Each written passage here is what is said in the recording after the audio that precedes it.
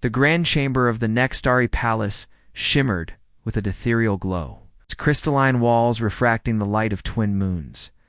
Queen Lyria stood tall on her dais, her purple skin luminous against her silver ceremonial armor. The assembled council of advisors and military commanders waited in anticipation as she prepared to announce her selection for royal advisor, position of unparalleled honor and influence. After careful consideration, Lyria's melodic voice carried through the chamber. I have chosen Maya, Chen of Earth, as my personal advisor. A stunned silence fell over the room before erupting into murmurs of disbelief. Maya, standing among the Earth delegation, felt her heart skip.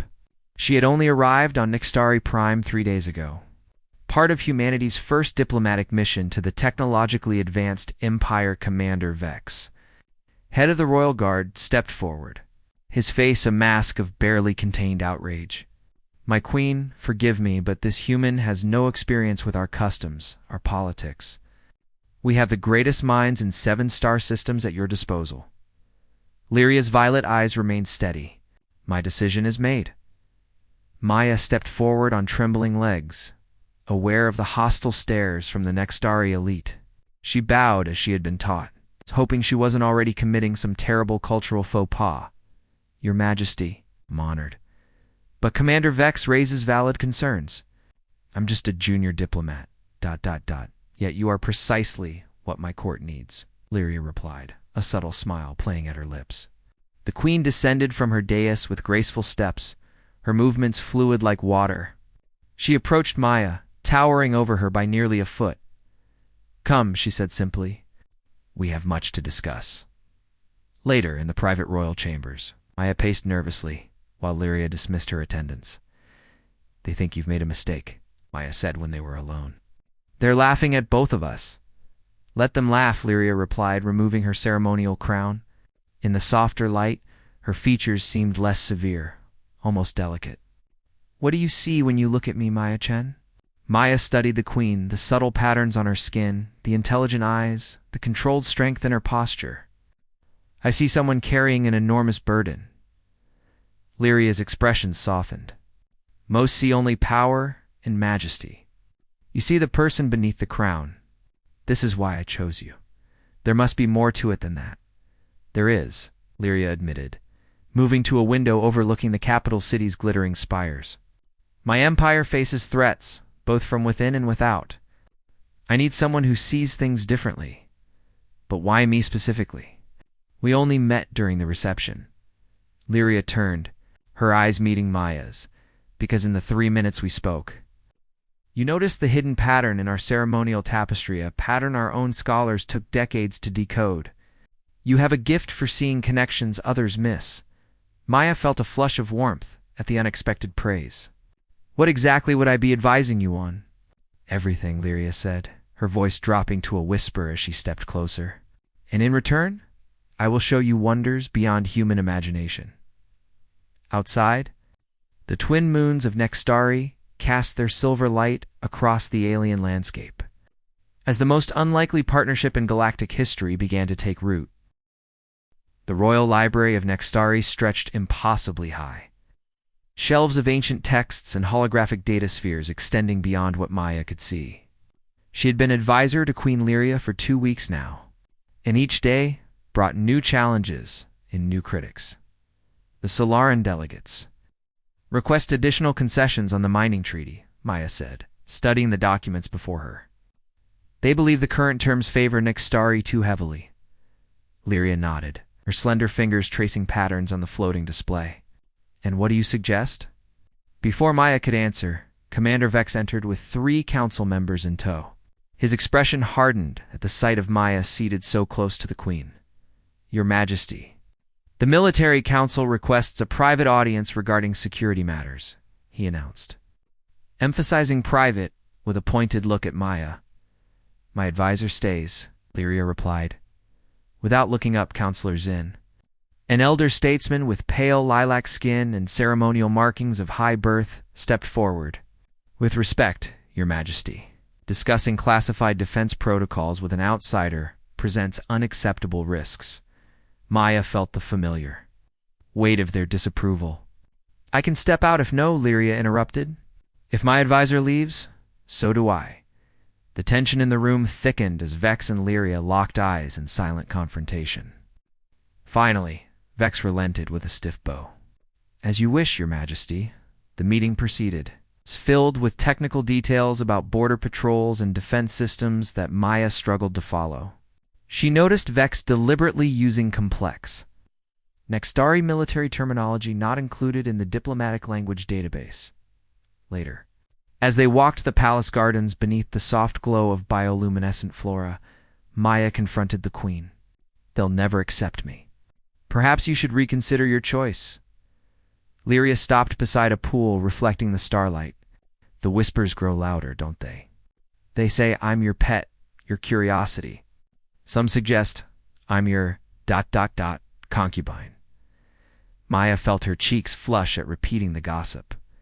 Lyria laughed softly. "Sound like chimes in the night air. Humans blush so visibly." She reached out, her purple fingers lightly brushing Maya's cheek. "Do their words trouble you so deeply?" The unexpected touch sent a strange warmth through Maya. "It's not the words. It's that I don't know why I'm really here. You're brilliant, powerful. What could you possibly need from me?" Lyria's violet eyes seemed to shimmer in the dim light. "Perhaps it is not what I need, but what we both need." She stepped closer, her voice dropping.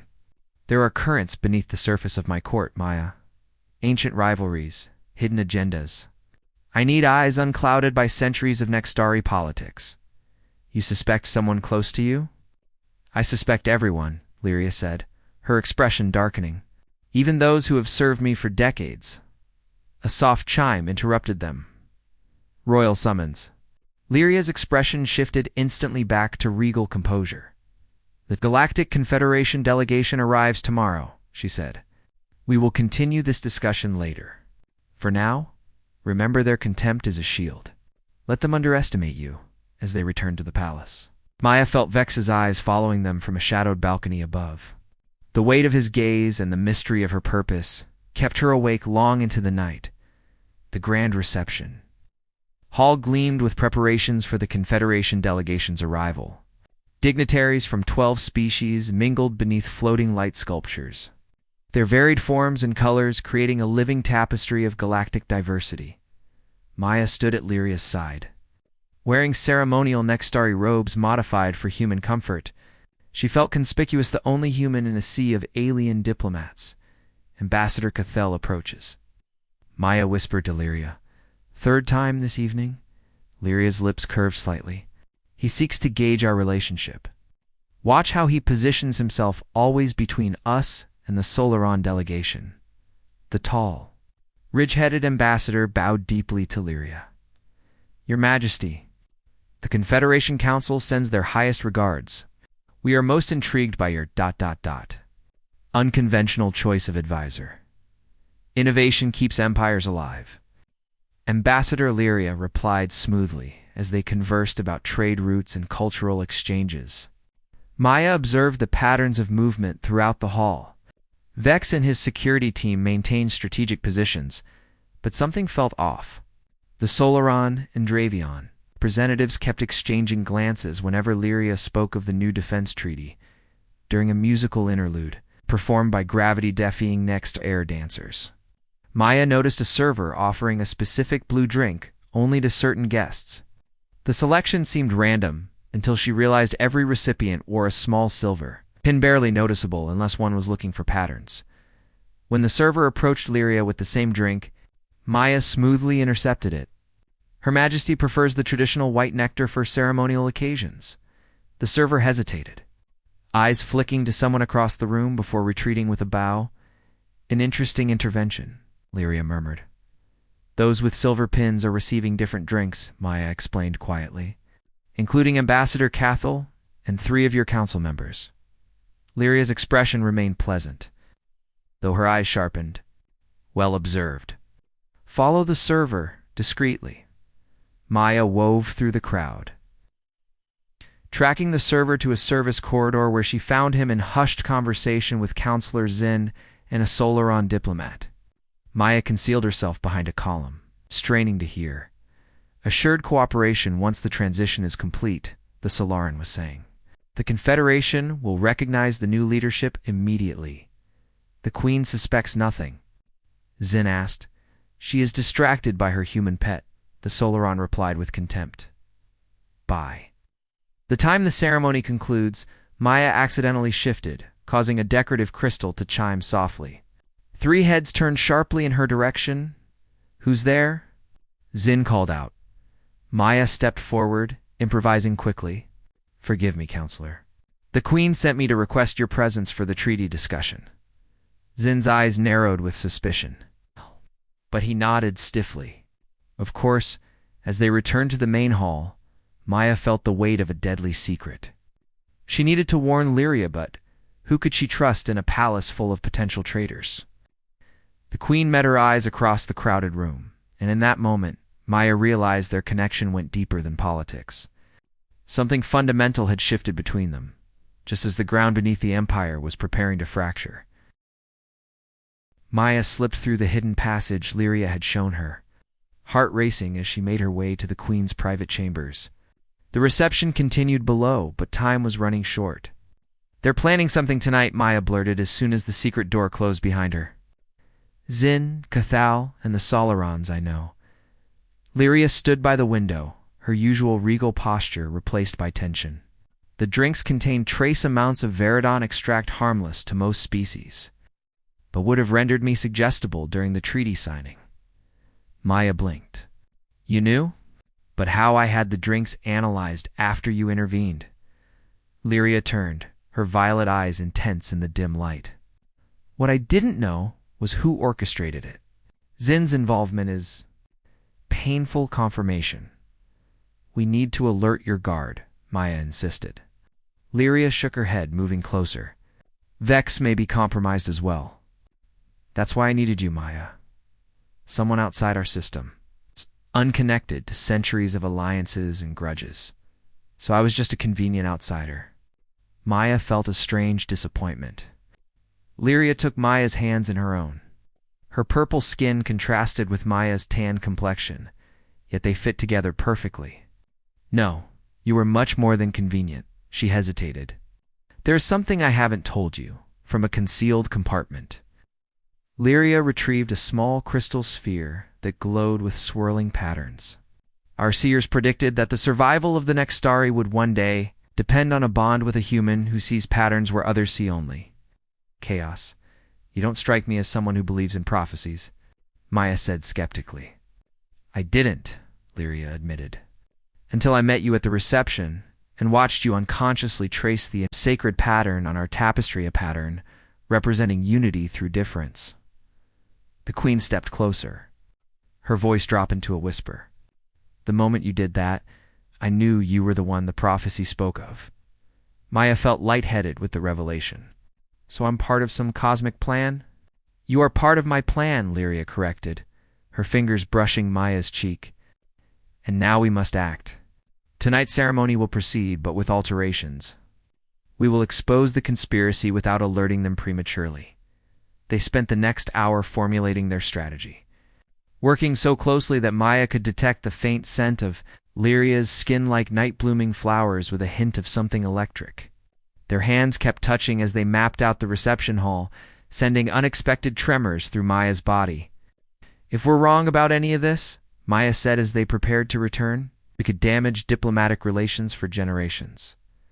Lyria paused at the door, her expression suddenly vulnerable. Do you trust me, Maya Chen? In that moment, Maya realized the truth had been building since their first meeting.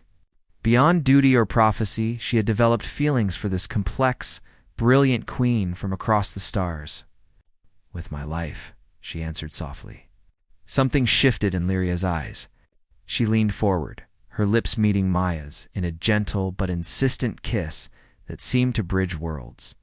When they parted, both were breathing faster. For luck, Lyria whispered, before her regal composure returned like a mask sliding into place. Together they descended toward the ceremony, where treachery awaited on perhaps the future of two species. The treaty ceremony resumed with perfect choreography. Maya watched from Lyria's right as dignitaries arranged themselves in the ceremonial circle. Counselor Zin stood opposite the queen, his expression betraying nothing of his treachery. Ambassador Cathel approached with the treaty crystal, which would record the binding agreements once activated by the royal touch. Your Majesty, we are honored by this historic moment of unity. Lyria nodded graciously. Before we proceed, I wish to acknowledge my human advisor, whose insight has proven invaluable to these negotiations. Maya felt all eyes turn to her, some curious, others hostile. She stepped forward as rehearsed, taking the crystal from Cathel. In Earth tradition, she announced, we have witnesses examine important documents before signing. If I may? Cathel hesitated, but could hardly object without appearing suspicious. Of course, Maya activated the crystal, but instead of displaying the treaty, she had reprogrammed it to show recorded fragments of conversations between the conspirators. Zin's voice echoed through the hall. Once the queen is incapacitated, the succession crisis will allow our faction to assume control. Chaos erupted. The Solaron diplomat lunged toward an emergency exit, only to be blocked by royal guards who had been secretly repositioned. Commander Vex, proving his loyalty, moved swiftly to Lyria's side, weapons drawn. Seize the traitors, Lyria commanded, her voice cutting through the commotion. As Zin and his co-conspirators were detained, Cathel stepped forward, his manner subdued. Your Majesty, the Confederation had no knowledge of this plot. These individuals acted without authorization, yet they claimed Confederation support, Lyria replied coolly. Perhaps our treaty should include provisions for greater transparency between our governments. The crisis diffused. The ceremony continued with amended terms. Maya stood proudly beside Lyria, aware that the sneers and whispers had transformed into looks of grudging respect.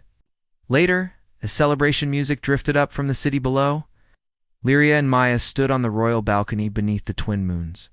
They won't underestimate humans again, Maya observed, watching the distant lights. No, Lyria agreed, her fingers intertwining with Maya's. Nor will they question my choices so readily. So what happens now? With the prophecy fulfilled, do I return to Earth? Lyria turned to face her, all royal pretense gone. The prophecy spoke not just of saving the Empire, but of a lasting bond between our peoples. Her voice softened. Between us, I'm just one human, Maya said. I can't represent my entire species, but you can represent yourself, Lyria replied, drawing her closer. And I find myself unwilling to let you go. Maya smiled, realizing how far they'd come from that first day when everyone laughed at the Queen's choice. I never thought I'd find love across the stars. Different worlds, different forms, but kindred spirits, Lyria whispered before kissing her again, more deeply this time. Below them, the capital city glittered like a reflection of the night sky, while above, the stars watched as two species began a new chapter in galactic history, one that started with laughter and skepticism but blossomed into understanding and love. The formal announcement came a month later. Queen Lyria of the Nextari and Ambassador Maya Chen of Earth would form the first cross-species royal union, cementing an alliance that would reshape the power dynamics of the galaxy, and those who had once laughed at the Queen's choice now studied humans with new interest, wondering what other wisdom might lie in embracing difference rather than fearing it.